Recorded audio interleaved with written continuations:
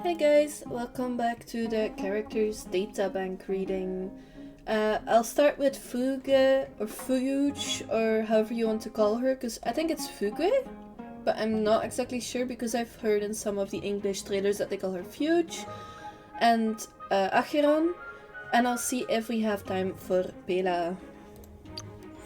The first character that I'll be reading will be Fuge or Fugue. Character details. The former chief representative of the Whistling Flames Merchant Guild in a Skyfaring commission, who nearly lost her life in a strange and catastrophic incident in her return to journey. Her face, name, and identity were stolen by the one who orchestrated it all. Yet, by a twist of fate, a sliver of hope remained, and from the aftermath of the destruction, she reclaimed her life. Now she goes by the name Fugue.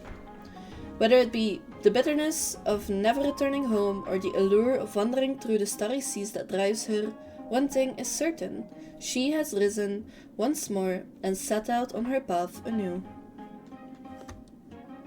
So even though somebody tried to frame her, she still decides to keep going. The reason why I said it will be Fugue and Acheron first is because the character story parts for Fugue are very long, if you can already see this.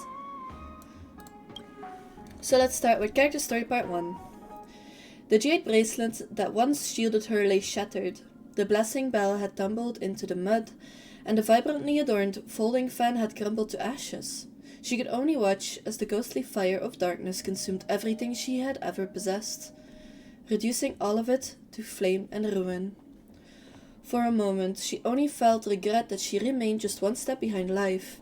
I just sealed a major deal with that traveling merchant, such a wasted opportunity. All that effort for this well-maintained tale now reduced to nothing. Even my promise to bring gifts to everyone will now be unfulfilled. 1,000 thoughts raced through her mind, but her body remained still, motionless, as tears quietly gathered in the corners of her eyes. Memories flickered and dimmed like a dying candlelight. How much I wished to see Madame Yukong, soaring into the sky with the bow I bought for her. It's what she longed for most. Yanming, from now on, the Jiangsu Merchant Guild will have to depend on him. I finally found Mengming's tea seed. She'll be overjoyed. And Yanshui, it's time to get a new knife for her. A teardrop slid down her cheek, evaporating before it ever touched the ground. Her vision was gradually engulfed by darkness, and she could no longer make out the path of the Jiangsu ship. I had hoped to journey deeper into the skies, but in the end I don't even know who my enemy is. How could I be at peace with that? Across the universe, oceans of lives fade away with every passing minute and every fleeting second. Before the presence of the immense power wielded by the Pathstriders, mortals are but specks of dust, carried aimlessly by the wind and waves. However, because of that, this is a choice for her, and a risky opportunity for the rest of us. This is a conversation that took place much later between a traveling merchant and a genius. So it seems like she brought gifts for multiple people on the Jiangsu ship. The Jiangsu Lofu, I think it means. Because there's a fleet. The Jiangsu is a fleet of ships. And it seems like she brought gifts for the people, but they were destroyed in this fire.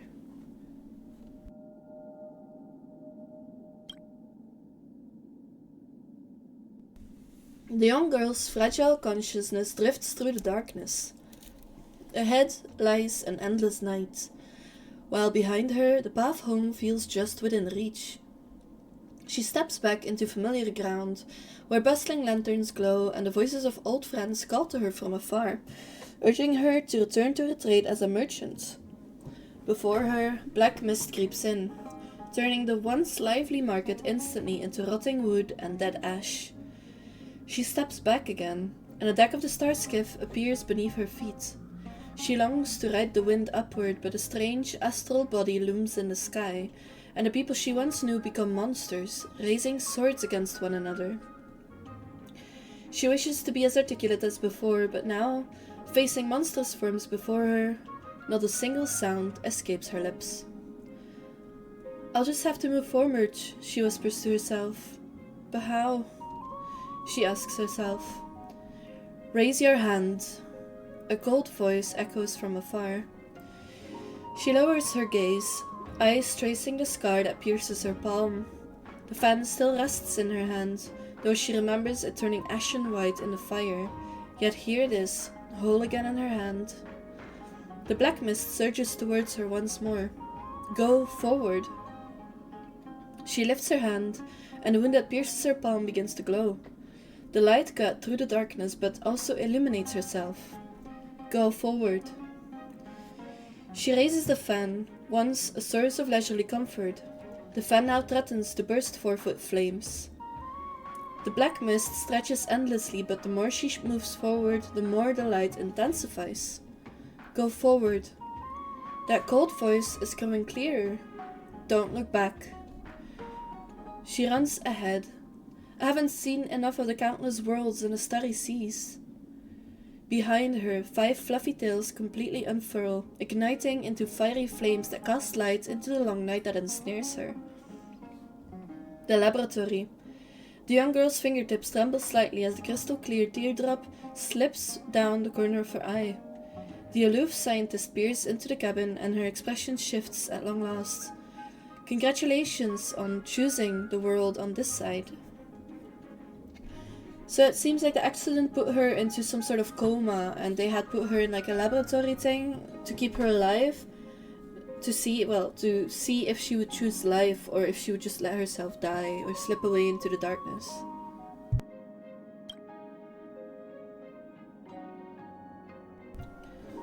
Character story part 3. Awakening is only the first step. The scars of destruction still affect you, and you must learn to familiarize yourself with this new body swiftly to harness its power. Day after day, she follows the scientist's instructions, pairing her dance with the strange pastries. She begins to heal at a pace visible to the naked eye, yet with each passing day, her doubt grows stronger. She waits anxiously for news from the Janzo. After what feels like an eternity, Ruan-Mei delivers the grim confirmation about Stellaron calamity. The emanator known as Fantilia had infiltrated the Janzo with her guise, unleashing calamity and poisoning the living. Fortunately, the Astral Express and the Janzo joined forces and defeated Fantilia before any serious repercussions. She listens to her story in a daze, feeling as if it were absurd and unreal. So, she's not only took my life but also part of my time. I should never return to the Lofu with this face and encounter the chromatic echelon. Fantilia's destruction of you has never ceased. Although you have temporarily overcome the power of destruction in your body, her torment of your will has only just begun. There's a subtle sigh hidden within that icy voice. I don't understand. Why me? It's simply a roll of fate's dice and it landed on you. So now my fate is intertwined with theirs. I was entrusted only to save you. What happens after you return to the Lofu is entirely up to you. But in any case, I'm already a pawn in the game of these powerful players, aren't I? Undeniably so. She remains silent for a long time, lost in thought. Business is a two-way traffic, but since I am no longer the same as before, do I still have a choice? Ruan-Mei meets the girl's young gaze and shakes her head. I don't know. That is your choice, and only you can make it. So, Fantilia is a boss that you fight near the end of the Janzo Lofu storyline.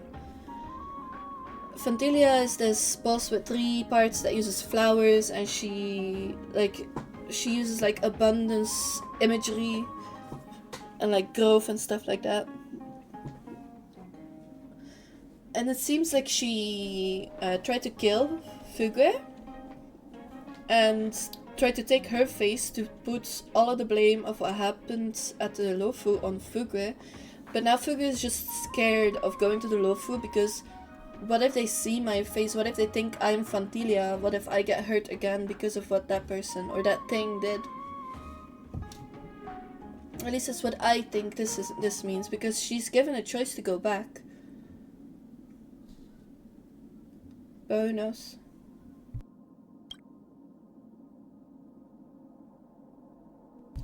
Character Story Part 4. Penacony remains vibrant after the storm. That gilded metropolis. A paradise of luxurious and indulgent commerce is a destination she'd always longed to explore. You're a dream chaser too, aren't you? I don't see many people dressed like you. An outlander in hunter's garb approaches her before she realizes it. Of course, I too am one. Don't let my appearance fool you. One day I'm going to buy Clock Studios. What about you? In that case, you can also consider me as some sort of dream chaser. I've always imagined roaming the starry seas, traveling to different worlds, and establishing trade everywhere. Unfortunately, she falls silent, and the outlander nods thoughtfully, raising the Soul Glad in her honor. After gulping down the can of Soul Glad, he turns to leave. The road home is already long, yet she chooses to pause here. The future holds many paths, and her longing is about more than simply returning home. Care for some Soul Glad, my lady? She turns her head towards a vendor pushing a cart. Judging by your attire, you must be from the Janzolofu. I traveled there with my boss many years ago, and I still remember the massive ship and the vibrant atmosphere. When we visited the Whistling Flames Merchant Guild, the messenger who received us, Miss Tingyun, looked rather like you. I wonder if you know her. Ma'am? Ma'am, are you listening? She gazes at Penacony's starry sky. People are coming and going in the distance, yet unseen by her. Apologies, I was just contemplating a major deal that could leverage a small advantage to move giants. A venture with immense returns, but fraught with perils. Are you hesitating? She smiles. Yes, I have hesitated, but I finally made up my mind. If I can dazzle those powerful figures upon my entrance, then what would count as having journeyed to the farthest reaches of the sky? The last part of her storyline seems to tell about her meeting a character in hunter attire. I don't exactly know who that could be. If it said cowboy, I would think it would be, the gun-toting outlaw. But I think just talking to that person and the person, mentioning Miss Young and stuff made Fugue finally realize that she wants to go back to see her friends. Her friends probably think she's dead, so imagine what the welcome would be if she does go back and actually, takes back her destiny, I guess you could say in a way.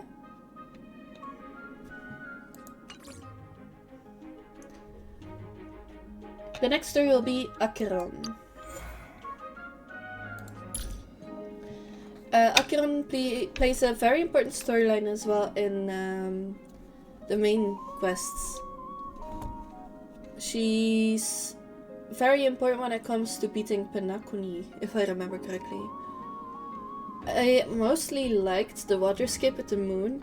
It reminded me a bit of the Elden Ring boss fight where you're fighting the queen, the magician queen.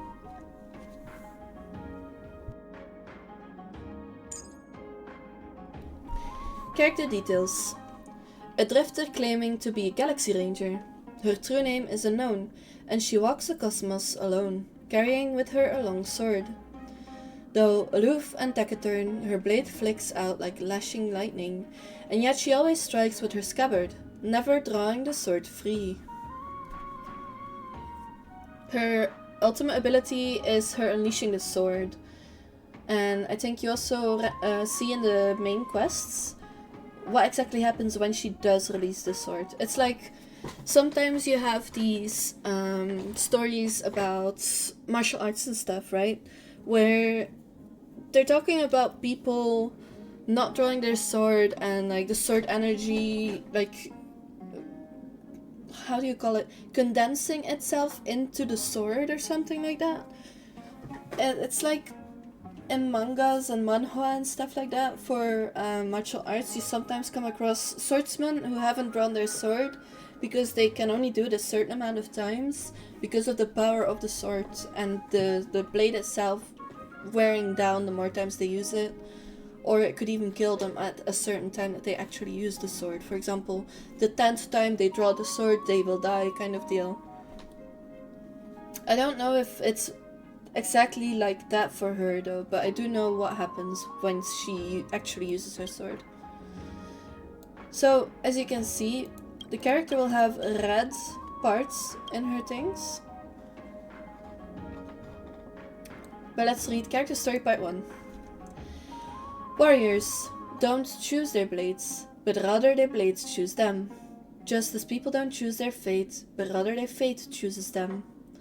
On that day, as I witnessed the blade I had crafted being passed on to that girl, I realized that in the fight against Yao Yorozu no Kami, she had chosen, or been chosen, to embrace the path that seemingly led her toward a new tomorrow.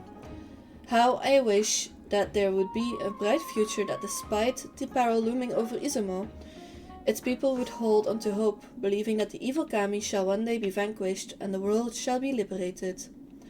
However, it was only when the blade's light waned that I came to realization. This is an impasse with no escape, and those who venture upon it have no recourse to turn back. An ancient, scattered manuscript. It talks about the Kami, evil Kami. If I remember correctly, that's a word for godly beings, but I'm not 100% sure. Don't quote me on that. I think with the way her sword is and this beast that she's most likely coming from like a thing that's based on feudal Japan, I think. Character story part 2. Through the scrolls left behind by the Blade Forger, we have learned that Izumo was once on the brink of destruction. In order to survive, they forged blades from the remains of Kami, and those who wielded them were hailed as the saviors of the realm.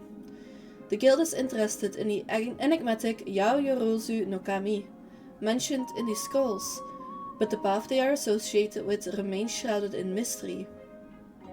In later accounts, the people of Izumo ceased to refer to the wielders of the blades as heroes, but rather as revenants. Unfortunately, the world has long vanished from the astral charts.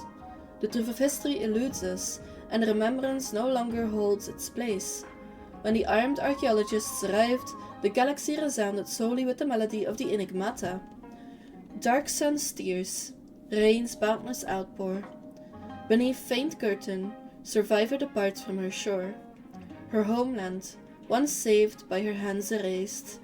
Invisible shadows ahead, her vision encased. Oppenheimer, the recorder. Revenants are a negative thing, by the way. Going from heroes to revenants, revenants can be something like ghosts or like evil ghosts more like.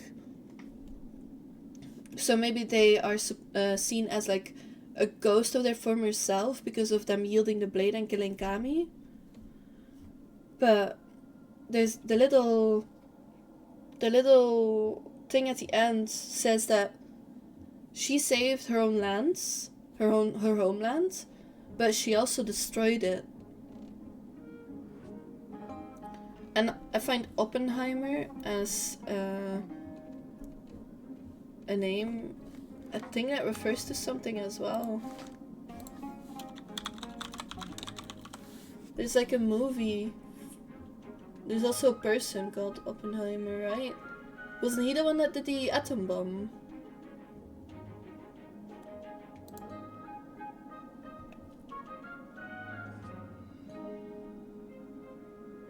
Isn't that the movie, like Oppenheimer, isn't that the movie that came out at the same time as Barbie, the movie? Like the live action Barbie. I didn't see either of the movies when they were in the movie theater though. I just didn't have the chance to go. Honestly, movie theaters are very expensive lately, so.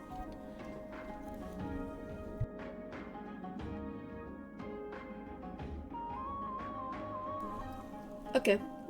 If you do know about the movie, by the way, let me know in the comments. Because I think, if I remember correctly, Oppenheimer was the person in the Manhattan Project for the atom bomb. But if you know for sure, please let me know in the comments, because I'm actually really curious now. Character story part 3. I used the Revitalization 310 tincture, which induces a profound slumber, enabling individuals to relive their past memories. While some patients found solace and rediscovered hope, she proved an exception. No one has ever awakened from their dream state, yet she defied the odds.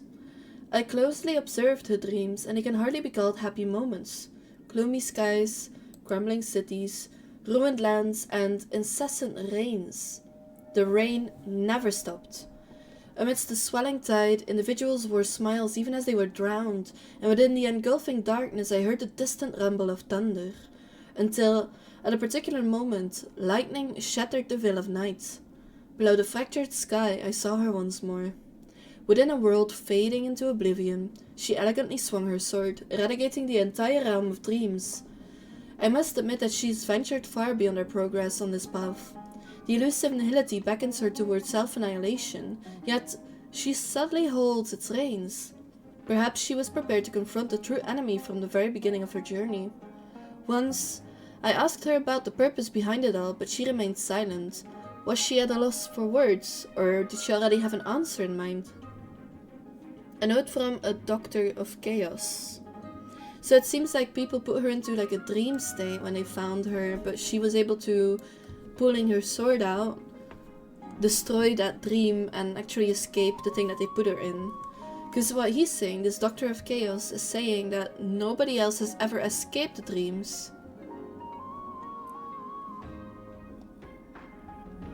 Like, nobody escaped the dream, so what he's doing isn't actually like a bad thing to people, unless those people agree that they will wet the notion with knowing that they will never wake up. Who knows? Character Story Part 4. I am leaving his letter here. In the event that I do not return, let this letter bear witness to the tale of a companion I encountered in Acheron. The journey to the other side was perilous, and it was thanks to her that I managed to navigate it through. When I first met her, it appears that she was on a certain quest, possibly seeking revenge. However, I soon realized that it wasn't the case, as a person consumed by hatred would inevitably expose it, yet she remained remarkably composed with only fleeting glimpses of sorrow. She traveled numerous worlds before our paths crossed, and she possessed a wide range of life skills. Together, we cooked and established camps amidst the wilderness. On starless nights, she lent me an ear to my stories and deliberated plans for the following day. Yet, more often than not, we journeyed in silence. The snow here bears a purplish-red hue, carrying the tangy flavor of raspberries. While she'd almost lost her sense of taste, she appreciates the Acheron snow donuts I prepare. Before meeting her, I'd spent countless years wading through the river of Nihility. She extended her hand to me, and together we ventured along this river. Now the time has come for us to part ways, and I have yet to reach the shore, uncertain of what lies ahead. Even so, I see no reason to halt my life, my journey. Life is merely a road that eventually culminates, and until that moment arrives, I shall keep pressing forward. I am certain she would do the same. A note from Fribas. So it seems like she encountered this person Fribas on the planet Acheron and helped him with his journey. And that he wanted to kind of help her, but that he feels like she would want him to actually keep living instead of following her path to her own, like, self-destruction. I think it might be something like that. I'm actually kind of interested now about the Doctor of Chaos. If there's anything that, like, is known about that character. Because if I look it up, it says the Doctor of Chaos. Doctors of Chaos are known for performing medical examinations, studies, and treatments on self-annihilators. So, because she was set on the path of self-annihilation, because of the nihility and destruction and all that kind of stuff, she was seen as a person they were going to do those tests on. To show the self-annihilators that the Aeons do care, the Doctors of Chaos combined the demon god crafts of the occult monks to create the sealing wax of Aeons, It is said that stamping with the sealing wax will attract a glimpse from the corresponding aeons from across space and time. There are no successful examples yet, but some self-annihilators did regain their faith in the universe, aeons and everything else after stamping with the sealed wax. The Doctors of Chaos do not believe in absolute nihility. All that appears meaningless must have its own irrefutable purpose. Chaos Tramites is their most common curio item, used to restore the confidence of despairing self-annihilators to have purpose in their lives again. The Doctors of Chaos can't see the point when it comes to meaningless demonstrations of rebelliousness. They once placed the fang of an Inquisition spirit, Bavirumicus, and the blood of a wandering devil within a tonic of efficacious chaos, before touching it to the head of a telepathic spider to seal the tonic's opening.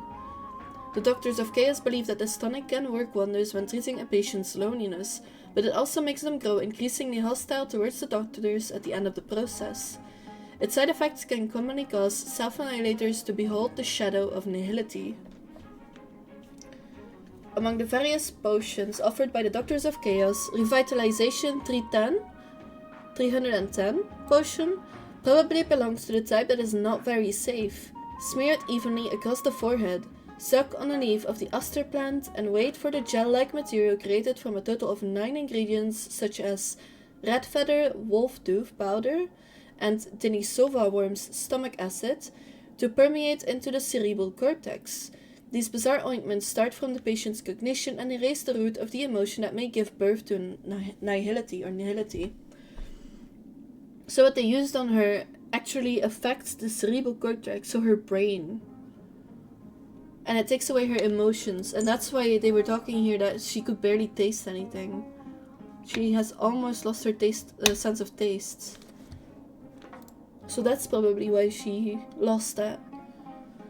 Unfortunately, due to the positive feedback that arises from this cognition adjustment, the ointment became a psychological anesthetic used to escape from reality after it was introduced to the border stars. Until the IPC's intervention, there had been 16 star systems tottering on the verge of destruction due to cognition confusion and pharmacological abuse, and have reverted to oblivion. So them using this tincture and actually selling it to the border stars actually caused entire star systems to collapse. That's kind of interesting now. So the known Doctors of Chaos are Murong and Yanis is the vocalist of Sizzling Thunder.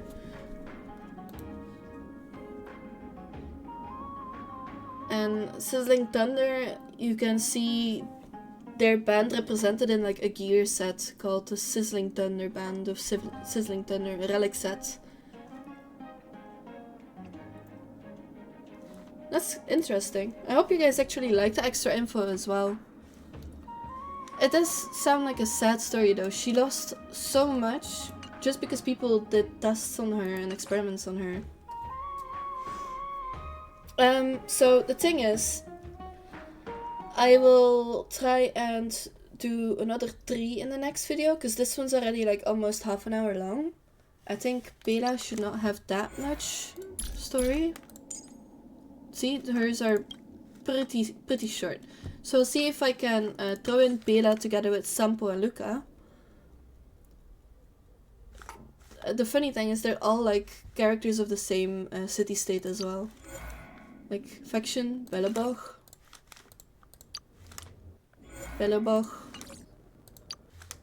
And he also is from Belobog. He's the one that you follow in one of the quests as well for fighting in the ring, and then eventually you help him fight in the Janzolofu tournament.